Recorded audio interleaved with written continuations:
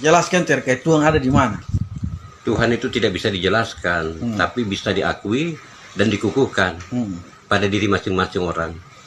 Apakah dia sudah mengadakan perjumpaan dengan dia? Kalau belum, jangan cerita Tuhan. Nanti yang kalian sembah cuma angan-angan. Menyembah angan-angan itu sama saja dengan menyembah pohon. Nggak usah bercerita tentang Tuhan, tapi lihatlah karya Tuhan buat umat manusia dan makhluk-makhluknya yang ada di muka bumi. Itu saja.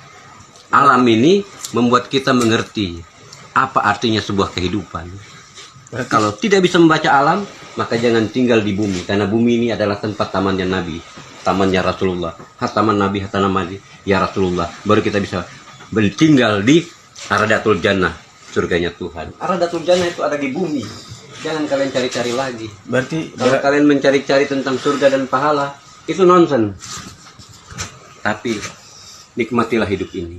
Karena yang nikmat itu pasti mati dan memutuskan rasa. Setiap nikmat pasti, kata dasarnya mati, menikmati. Nah, itu. Yang enak-enak itu pasti mati. Berarti akhiran kata dari menikmati itu mati. Mati. Kalau belum pernah merasakan mati, jangan cerita tentang hidup. Kalau mau hidup, mati dulu. Berarti saya perlu mencari tahu tentang keberadaan Tuhan. Tuhan tidak perlu dicari. Betul. Dalam setiap sendi-sendi kehidupan manusia, Tuhan sudah selalu ada. Tanpa Tuhan maka tidak ada kehidupan. Karena Tuhan adalah sumber kehidupan dan Tuhan adalah sumber kebenaran, Tuhan adalah sumber kekuatan. Tanpa Tuhan tidak ada kekuatan. Seluruh nabi-nabi juga punya kekuatan dari Tuhan. Kalau hei Musa, belahkan tongkatmu ke laut itu, maka laut itu akan terbelah. Bukan tongkat Musanya, tapi kuasa Tuhannya. Karena pemilik kekuasaan. Sepakat. Pemilik kekuasaan cuma Allah yang punya kudrat dan iradat. Barang siapa makhluk yang sudah mempunyai kudrat dan iradat, maka dia bisa melakukan sesuatu sesuai kehendaknya. Dia punya kuasa dan dia punya kehendak. Apapun yang dia kehendaki terjadi, maka terjadilah. Kalau itu sudah dimiliki oleh insan-insan manusia yang suci, nah kalau di zaman sekarang sangat sulit.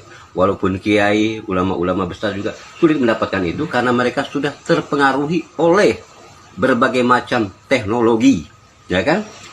Mereka sudah tidak bisa membaca lagi tentang keadaan alam ini. Kalau dulu tanpa teknologi, bintang sudah menjadi mata pelajaran buat mereka. Pasang surutnya air laut sudah bisa menentukan. Panas teriknya musim hujan atau segala macam. Itu bisa ditentukan dari pasang surutnya air laut. Tidak perlu lagi mereka membuka aritmatika atau fisika segala macam. Kepastian ada dalam dirinya dan Tuhan. Siapa yang mengenal Tuhan, maka dia akan memiliki kepastian hidupnya. Tanpa mengenal Tuhan, tidak akan pernah. Dan Tuhan itu siapa sebenarnya? Cari tahu itu Tuhan itu siapa. Kalau kamu bisa bertemu dengan Tuhan, maka selesailah riwayat. Tidak ada lagi kitab-kitab yang akan dimunculkan dalam dirimu. Karena kitab yang asli adalah dirimu sendiri. Itu adalah kitabmu. Nafsi-nafsi.